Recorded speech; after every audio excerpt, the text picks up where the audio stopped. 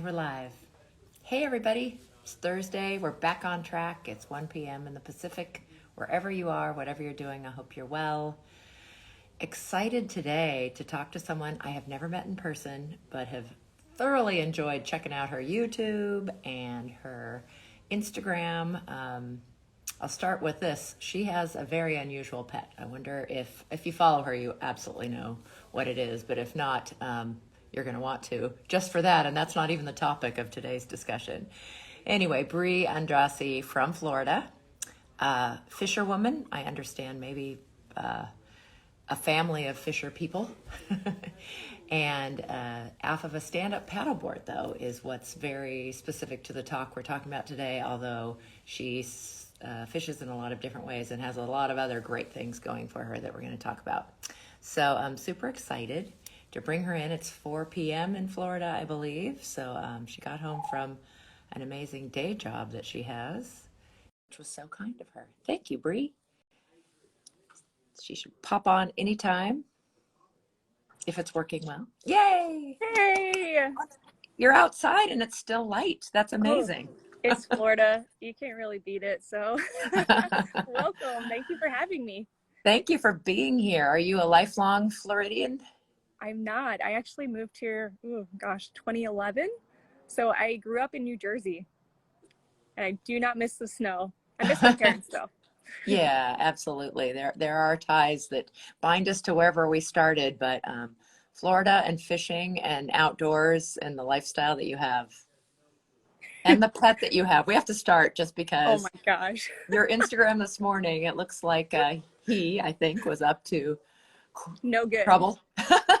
Yep. That is usually my morning with Sanchez. So I have a pet raccoon. It is legal in Florida. So it's just the crazy Florida stuff that we can do here. I did get him from a breeder and I have a permit for him. So I'll put all that out there first. I bet you get those questions all the time, though, All the because time. I hate to tell you, but in California, they get, kind of like carted off when they start getting in our trash cans. Yeah, no, he is a sweetheart. If anybody's ever thinking of it, I mean, he's a very specific pet to have. You have to, I don't know, really want one, and I've wanted one for years. So I am very grateful for him. He's my joy. Little Raccoons Sanchez. are He's darling, been those sleeping little forever hands, today. but yeah, talk about energy. It reminds me of Oh a yeah. really busy little toddler or something, except Oh, so much more skilled, like running up the tree and in the trash can and then over here. exactly. Yeah, thumbs. He can get into a lot of things, but I've taken him on the Sea-Doo. I've taken him on the paddleboard, and he loves to swim. So Oh, good. we've had a good time. Oh, really? I never thought about whether they swim or not. Very Oh yeah, interesting. very Yeah. well. But let's get back to you. You're amazing. I just assumed you were a full-time fisher person because you have TV shows and YouTube channel. And then I found out from my good friend who you work with, Casey, that you have an incredible day job. You teach nursing? You're a professor? I do. Yes, I am a professor. I teach undergraduate nursing. I absolutely love my students, and it's a privilege to be able to teach the next generation going out into the workforce. And we all know how hard it's been hit the past couple of years. And I always try to stress to my students how important physical, mental, emotional health is. And for me, all of those boxes are checked when I'm on the water. So that's what got me through school. That's what got me through all of my clinical rotations and patient care hours, and just being with patients who are going through very difficult times in their lives. And so often I took for granted that, hey, I can go outside, I can get on my paddleboard, I can get on the water and just kind of de-stress, decompress, I'd say, from all of those hard situations. But also I try to encourage my patients and my students to do that as well, because it is a holistic approach to ourselves and our health. Fantastic balance, and so true in the outdoors, but so interesting that you're a professor of nursing. And bless you, because there's going to be a huge demand, and we know, like you said, they've been hit so hard in the last few years. So glad we have up and coming new generations of nurses. That's great. Oh, thank now, you. Back though to the water, sounds like maybe it's been a part of your life for a long time. Has fishing something the family did, or when did you first get Oh into the yeah. fishing side of it? Gosh, my first memories are fishing, or I guess my first memory really was traumatic, getting bit by a crab, but those things Yeah. stick. Um, but yeah, first keeper that I remember where we brought it home, had it for dinner, and I felt like I contributed to the family. I was 3 years old, caught a flounder. Parents rented a boat that day, and it was just one of those days on the water. And my dad thought I had a snag. I was going over the side of the boat. I'm like, Dad, no, I have something. I really have something. And this big old flounder comes up. We had it for dinner, and I was like, why don't we do this every day? So from that age on, just fishing, being outdoors. When I moved down to Florida, little did I know how much more my love for being on the water would grow, Mm. just because I didn't have the winters, and it's year round. I can get out there, and gosh, it's been so helpful for me. And that's why I try to encourage other people to get out there too, and just it's beautiful. And I know not everybody lives in beautiful Florida, but just some of those adventures that I go on, if they can feel like, oh, I want to do that one day, or Yeah. inspires them to do it when they're able to, I love that. They can always visit, and there are absolutely gorgeous fishing spots all around the world that are Mm-hmm. perhaps seasonal, but available too. Well, so on a boat, probably most of the time, seasonal growing up because of where you lived in New Jersey, but came down to Florida. At what point did you stand up paddling is the theme of our talk? Where'd you find a paddleboard? I think you were a kayaker first. Is that right? Actually, I was paddleboard first Okay. because I was diving. So crazy Florida people again. I met some friends in college. We were going just from the shore, swimming out to some reefs, and it would be you, your dive gear, spear gun, and you're shooting fish, and with your dive flag and everything too. At least they had that. But it just blew my mind. I was like, well, God forbid if we have sharks everywhere too. God Yeah. forbid, like, you have a shark Something come up on happens. you. So I thought, okay, I need something to have a barrier, because we frequently have the sharks come up on us when we spearfish.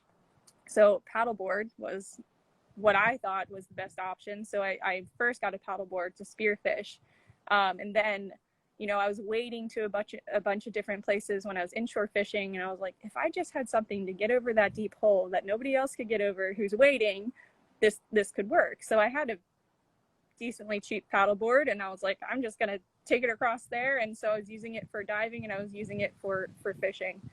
Oh, that's That's how amazing. I started. Yeah. No, that's brilliant. And I think I don't know that I've met anybody else who have came to stand up paddling because they needed that platform or that barrier Protection from as you sharks. called it. Yeah. And we use it some here in the Pacific Ocean, and not necessarily for fishing, but it's so great to go out, throw it on top of a kelp bed. And, if you do have any gear with you, it can be on there, Mm-hmm. whether it's cameras or fins or whatever in the fishing gear. Yeah, it can be used in so many ways, which is so Mm-hmm. great about it. So again, you fish off of many watercraft. I see you're into sea-doos and multiple people. I mean, there's so many ways to do it, but talk about stand-up paddling, what's unique. So it was this platform or barrier for you when you were kind Mm-hmm. of just doing the spearfishing and alone. What are some other things about stand-up paddle fishing that's kind of been Yeah. unique? So once I got a stand-up paddleboard that was specifically made for fishing, made all the difference in the world. I could stand on it, jump on it, put all this gear on it. So once I had that, I started going into, no motor zones, which you can't bring a motor into. So that was very helpful to get Huge. to Yeah. those back remote places that people can't wade to. And um, my favorite thing, which you'll see a theme throughout all my different vessels of choice, I like to get towed around by big fish. And my gosh, when you hook up into a big fish on a paddleboard, it's like you're fishing and surfing at the same time. So my thing, I'm like, get towed, offshore kayak fishing, offshore, even with the Sea-Doo, you still get Oh, towed that's on those big cool. fish. And Yeah. then inshore, paddleboard all day, you get towed. And I absolutely love it. So that's what keeps me coming back, because it's just that feeling of fishing and surfing. I mean, I've had a lot of friends come out too, and maybe they don't have that spark of like, hey, I want to get towed around. So, you know, there's coolers you can sit on, you can anchor and all of that. But that's definitely something that makes me say, hey, I want to go fishing today because I want to try to catch the biggest fish and get towed. That is awesome. I haven't even thought about that before, that it would take you for a ride. My fishing is limited to the 395 Eastern Sierras. So trout fishing is what I grew up on, a little boat on very little lakes. cool. Very Okay. different, not big. I mean, big is like this big. So haven't ever been drug around by a big fish because I haven't done the ocean fishing, but Come on so down to Florida. cool. Yeah, no, I love that idea. Love that you can go in no motor zones and you have that interesting perspective. Have you found that? We hear that a lot just in enjoying stand-up paddling, that absolutely a better view into the water, under the water, than when you're sitting really close to the water when you're farther away from it. Have you found that to be true? Yes. And if you're like trying to sight cast or cast net mullet or something off of your board, you have that, you know, just that vision to see down, especially if you have, you know, your sunglasses and polarized. I mean, it helps a lot, because if you're sitting in a kayak, you know, I mean, you could stand in the kayak potentially. It's just harder to cast net and everything when you have all of the gear all over the place. And it's just, yeah. I mean, for me, paddle boards are just the go-to to take out because they're light. I can take it out by myself, no problem. You know, having the Sea-Doo, having the kayak, just different methods of getting your vessel in the water. You know, you're either going to trailer it, or you know, with the kayak, putting the wheels on it, and you're dragging it down the beach. It's heavier. For me, paddleboard, throw it in the truck, carry it myself, and gear and stuff too. Yes, you have to carry that along, but I've learned that it's something that you don't have to make super complex. Like, the less is more when it comes to gear and stuff. So you could easily get out there. I would say that's like one of my fastest ways that I can get on the water, is just paddleboard, go fish this spot, hit sunset, come back home. Which is great when you've had a busy day, like you talk about. You can still get that physical, mental, and spiritual, you know, experience of being on the water and fishing. Mm-hmm. So we don't usually jump so quickly into equipment, but this is really a new territory for me. And what you use, and you've already mentioned, you know, whether it's different types of fish that you catch, from the kind that are pulling you to smaller. And I know there's a lot of fish in the different parts of Florida, and some creatures like sharks that maybe you're not wanting to catch. I don't know what's legal and what isn't. Yeah, I'm not trying to, but it happens. So let's talk just a little bit about what you use and what you take both regularly, about, you know, that's part of your list of equipment, but that's maybe just stand-up paddle stuff, but also what extra stuff do you take? Mm-hmm. So yeah, I would say the essentials, and again, less is more for me. Essentials, you want to have an anchor of some sort. If it's, I think they sell them 3.5 to 5 pound anchors. You want to make sure you have one of those. If you're fishing a tidal area or where the current's pretty strong, you want to make sure that you have a way to stick your spot, so you're not constantly paddling to get back to your spot, because fishing is all about your fishing spots, right? Your top secret fishing spots. So you want to make sure that you're sitting the way that you want to fish it. So if it's structure, or if it's, you know, a deep hole, you have to have some way to stick in that spot. So anchor, number one. If I don't have an anchor, I know it's going to be a miserable day. So I always like to bring that with me. And also, if you hook up on a big fish and it starts to tow you in a direction you don't want to go, you throw that anchor down to slow it down so that you get that fish up before you end up in a channel or somewhere you don't want to be, under a dock. That may have happened. And I would say another essential is a gearbox of some sort. So I use the Angles 30 quart cooler. It's a cooler live well, so if you want to have live bait, you can. If you don't, you can put you know, all your tackle inside of it. Most of the time I just put my tackle box, or the kind of like Plano clear organizers. I don't know what you call them. They're tackle boxes, right? Not like the handle ones, but like the organizers, tackle organizers inside of the Angles cooler. And then that cooler has rod holders on it as well. So there's you can bring up to 4. There's also attachments on the paddleboard where the leash plugs are. So there's different mounts that you can use in the leash plugs. I'm lazy. I just throw my angles cooler on. I have 4. I can bring up to 4 rods, and I just put that on the bungee. It's the quickest way. So as long as I have that and my anchor, I'm good to go. I would say when I first started, I used to strap down, these big coolers in the sense of it's a paddleboard. It took up the whole width of the paddleboard.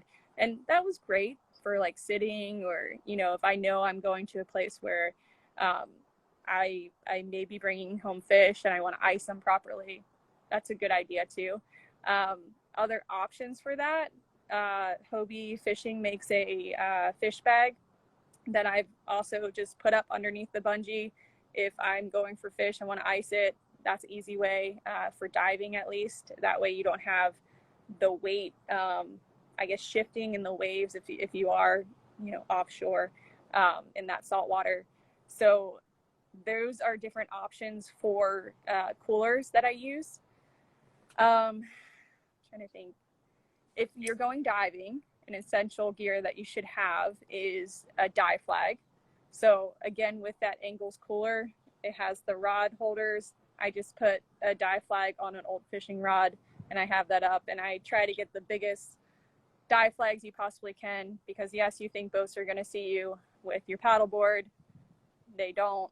So the minimum size I think is 12-18, but I get really, really big dive flags, and people make fun of me for it, but I also haven't gotten hit by a boat. So there you go. That's helpful. You want to have a radio with you. If you are going out into the ocean, you want to have a whistle. You have to have PFDs on the boat, life jackets. And also in Florida, at least for saltwater, you want to make sure you have those same items, minus the dive flag, because you probably won't be diving in the water here when you're going fishing. So those are some essentials that I always have on board, whether I'm going fishing or I'm going diving. Yeah. So have you usually used an inflatable? I know kayaks have both, but how about in the stand-up paddle world? I have actually. I use inflatables. Like, you probably would think you shouldn't use inflatables, but I've never had an issue. So you think, oh, inflatables, you don't want to have something sharp near them. I mean, it's been, I don't know, 5 years, and I've never had one get a hook in it. And again, you're being careful, right? But I also don't have oyster beds or things like that in Florida, where, I mean, at least in my area, I don't have oyster beds to think about, whereas up in North Carolina, you might want to think about that if you're stepping off or putting your paddleboard somewhere and you want to fish a bank.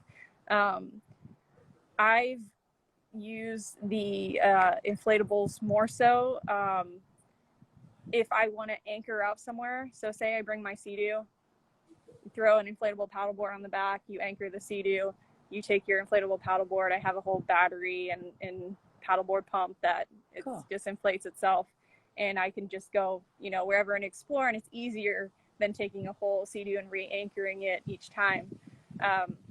So if I'm diving, that's typically what I would do too, just to keep a dive flag closer to myself as well, just for safety.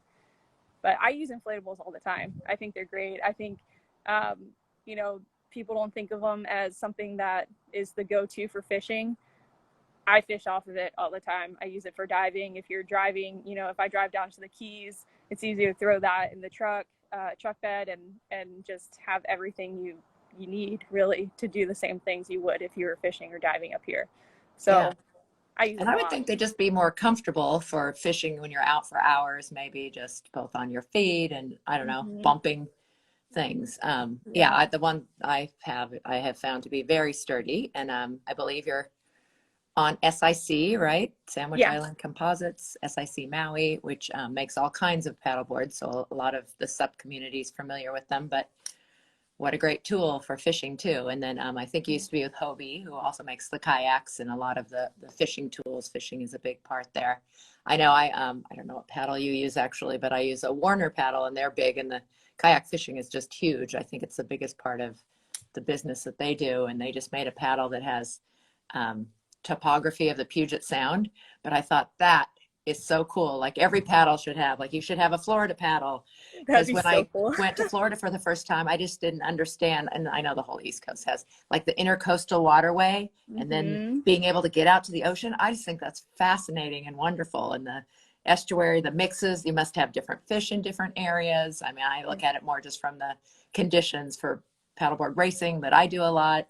So wonderful. And there's so much water in Florida. I know it's really Mm-hmm. flat, but if you're a water person, Yeah. Oh my gosh. Between the freshwater and then the intercoastal with the brackish and then offshore. I did take a paddleboard offshore once.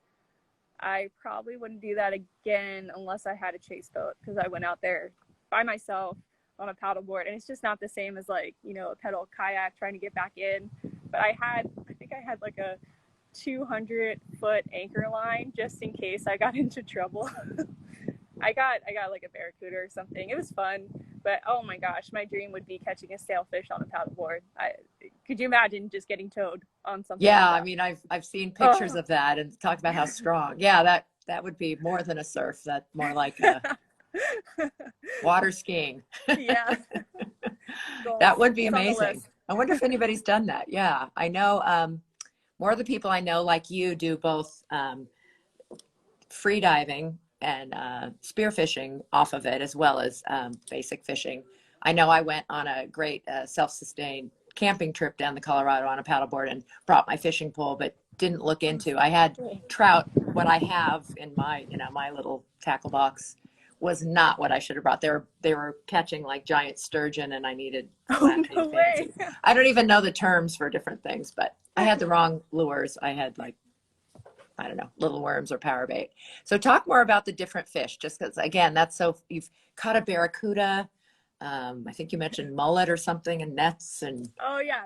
So mullet are like our bait fish. If we want to use live, typically you take a cast net, you throw in, you cast net some bait fish.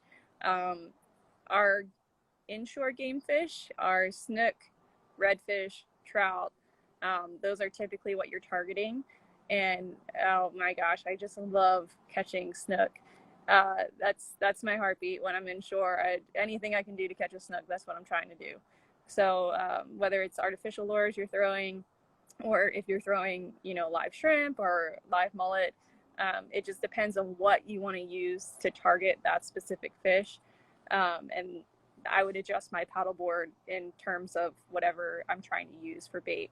So if I'm using live bait, I'd fill up my angles cooler, use the aerator to keep them alive, and then I'd paddle out. Or if I'm using, you know, top waters or little suspending lures, I'd throw them in my tackle box and put them in the gear box and then head out and fish for that.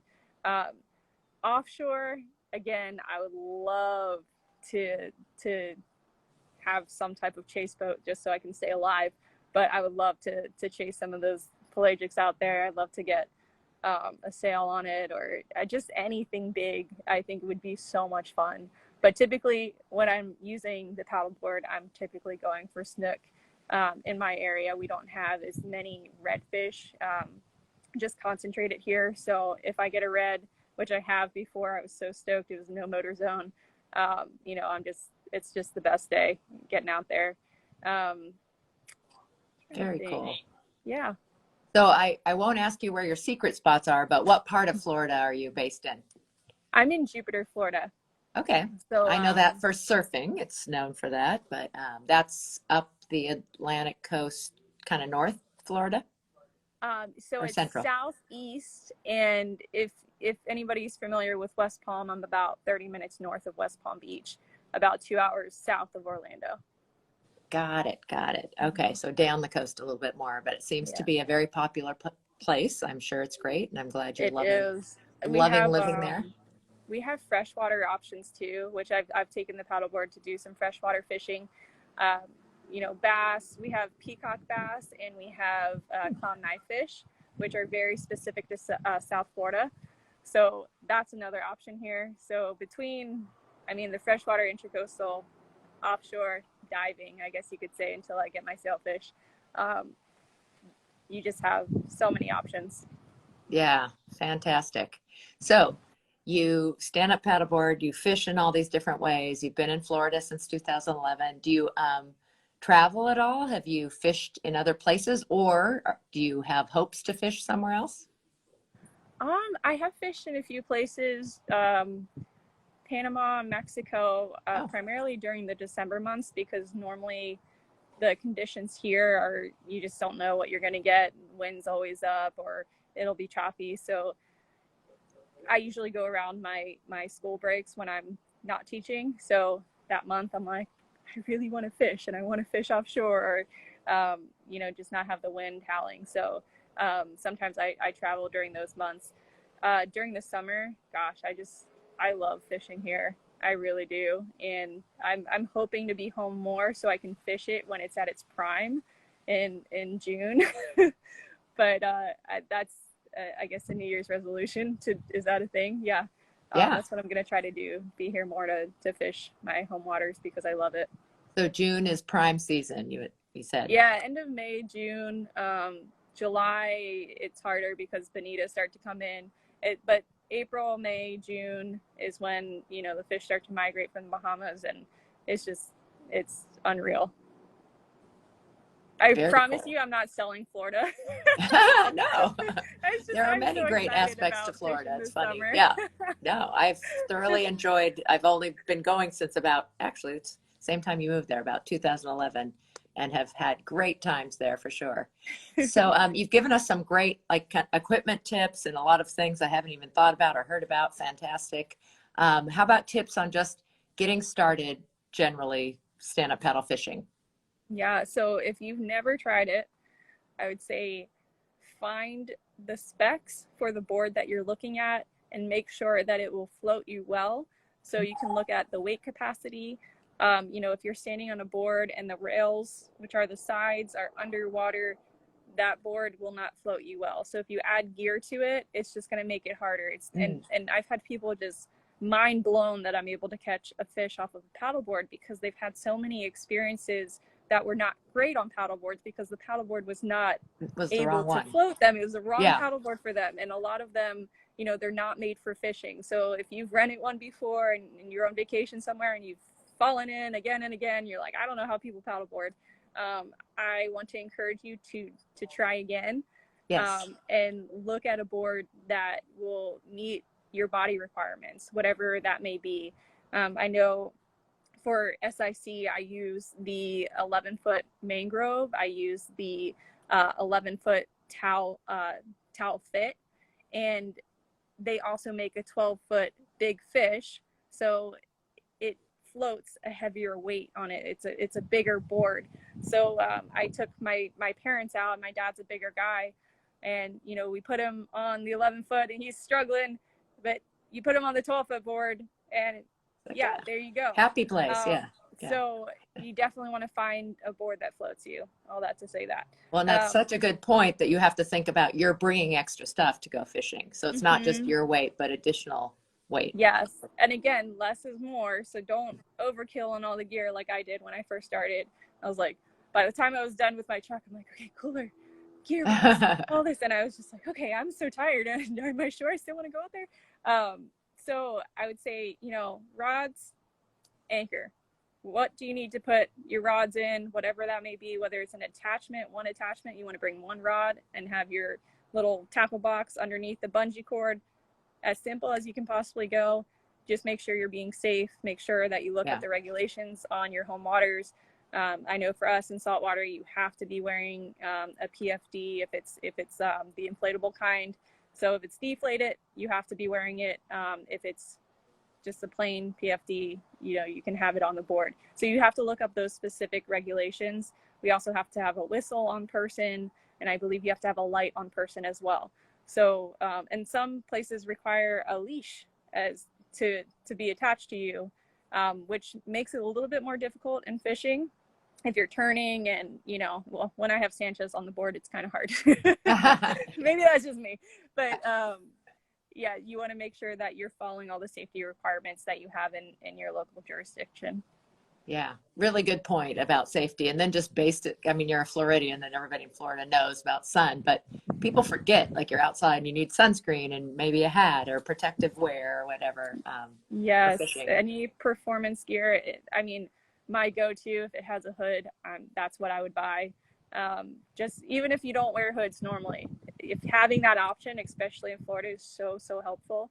And you know, I'm the one that wears the leggings all the time.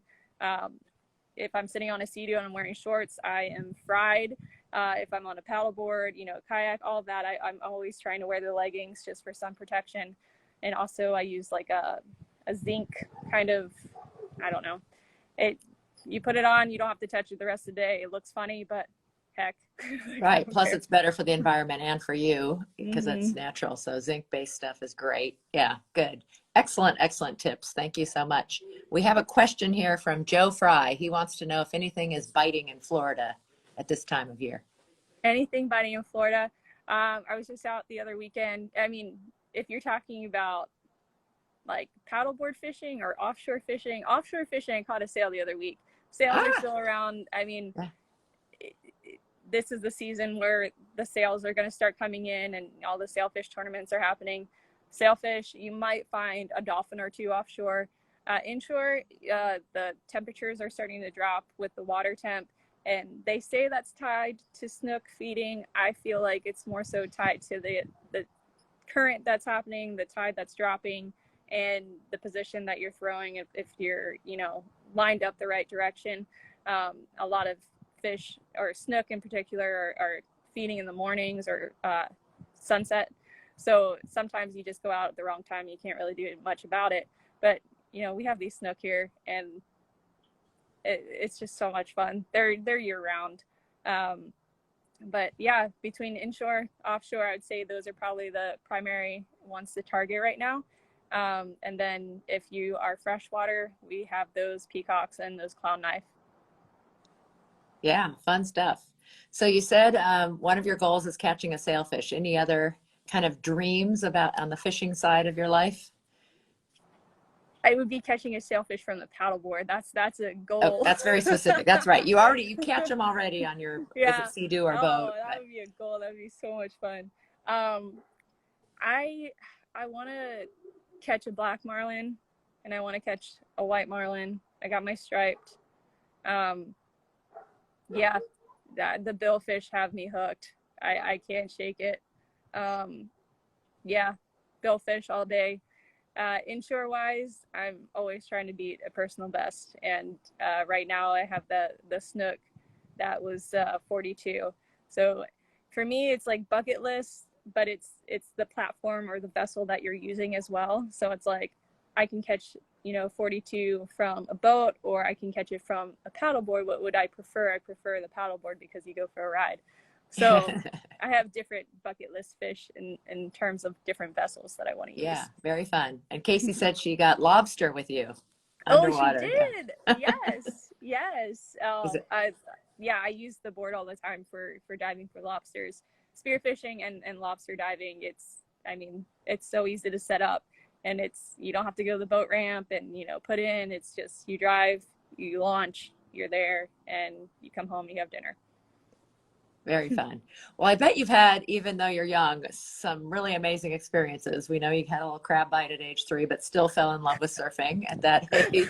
But what about creatures you've encountered? It sounds like you've caught a shark before. Have you run Oh, into sharks are everywhere. gators and every?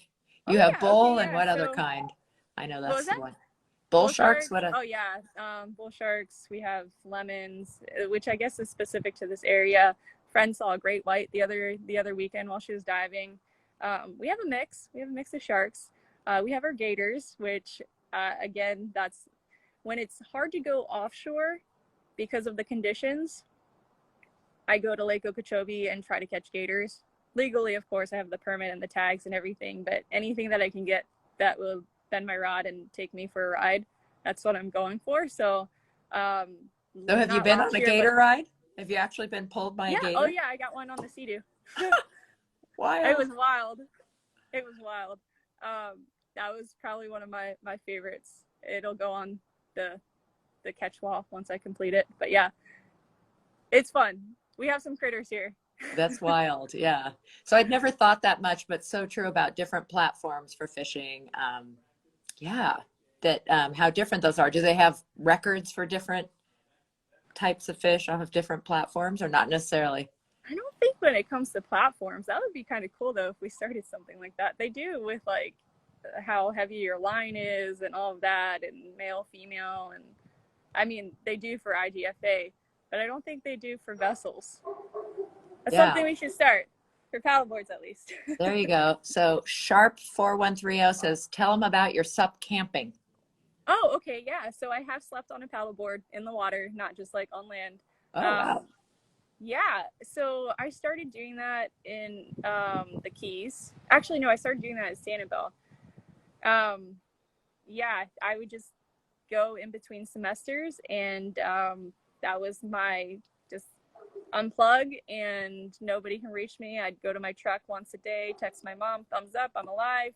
And that was just a way for me to disconnect, because I spent so much time with patients and screen time, and I just needed to get away. So I would just drive across the coast, and I had my paddleboard, and I would set up, I'd fish, and I'd sleep on my paddleboard. And yeah, so I started doing that there. And then mini season is like a holiday in Florida where you have 2 days before the main season. So before the commercial season for lobstering, and so many hotels are booked. Everything is super expensive. I was in college and I was like, heck, I don't have money to stay in a hotel. So I got a couple friends. I'm like, we're gonna camp on our paddleboards, and we limit it. We got our limit. We did that a couple years in a row, and love it. Would just go sleep on the paddleboard, anchor 2 different ways, and yeah.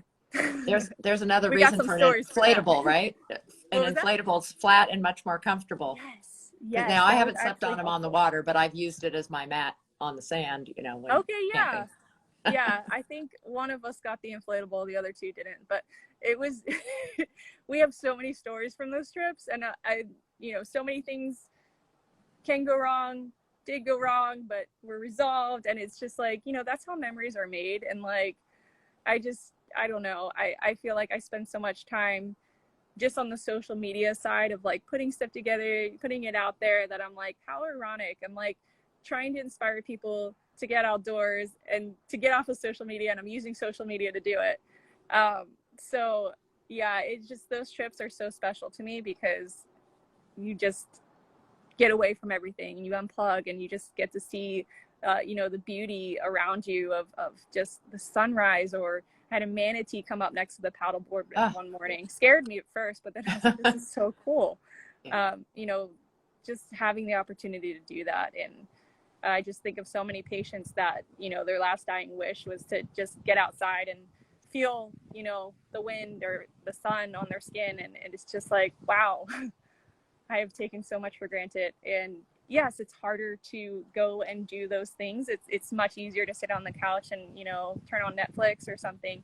But I've never once regretted going out and getting on the water, or just going outside and watching a sunset. I don't even have to be on the water. It's just getting out there and just experiencing, you know, the world around you and seeing the beauty in it. Yeah.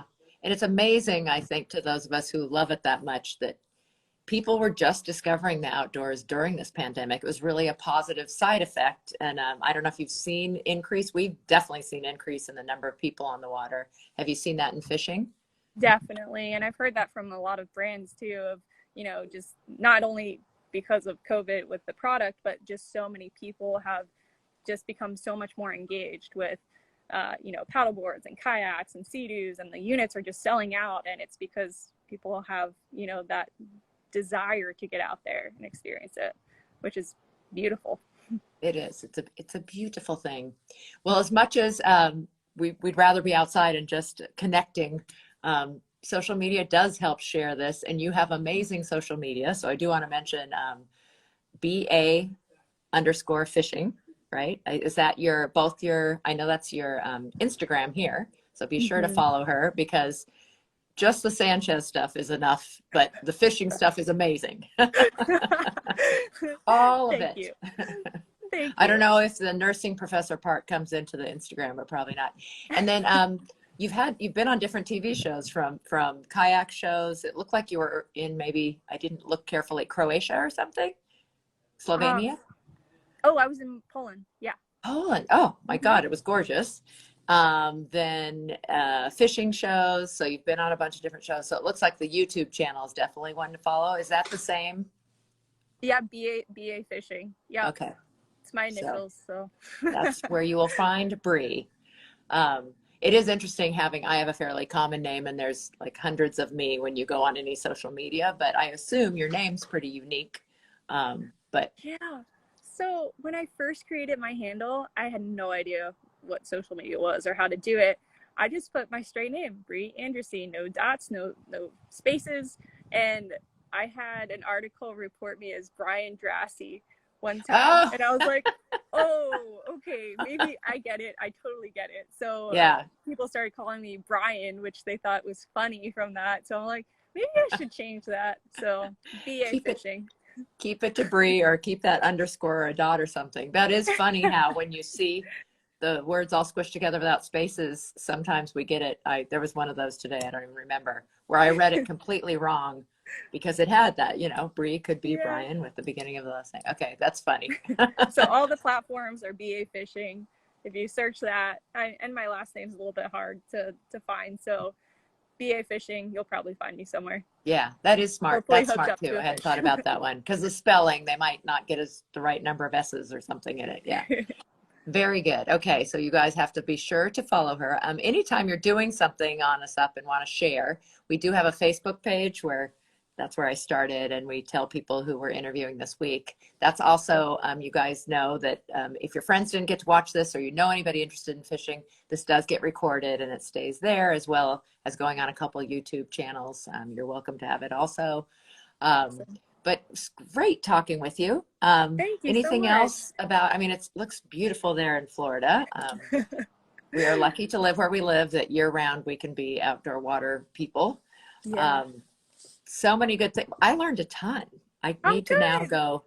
go fish for some of those. We don't have a lot of those types here, but I know I could fish out in the saltwater, and that would be really cool. I should try that. Awesome. Well, thank you so much for having me. I appreciate you reaching out, and I love this. I love what you're doing, and I see all these comments on here, and I just want to Yeah. say hi, everyone. Thanks for saying Yeah, you have hi, and all kinds of people are thanks here. for joining. Yeah, thrilled to have everybody. Thank you for taking the time to do this. Um, Again, be sure it gets recorded right away and just goes right to IGTV, and then we'll transfer it to the YouTube channels. Thank you, Awesome. Bree. Great to Thank meet you, you. and hope to meet you in person sometime. I Yes. want to go lobstering in Florida Okay, next and you time. can meet Sanchez too. Oh, I want to meet Sanchez. Yeah. Thanks so Thank much. you. Appreciate the time. Take care. Take care, Bye. everybody. Thank you so much for listening. And thank you, SUP Connect, for giving us this opportunity. Take care.